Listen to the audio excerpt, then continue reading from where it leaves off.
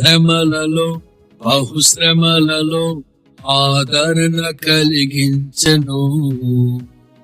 వాక్యమే కృపావాక్యమే నన్ను వీడని అనుబంధమై, నీ మాటలే జలధారలై సంతృప్తినిచ్చెను. నీ మాటలే ఔషధమై గాయములు కట్టెను. నీ మాటే మధురం రాజులకే మహారాజు కృప చూపే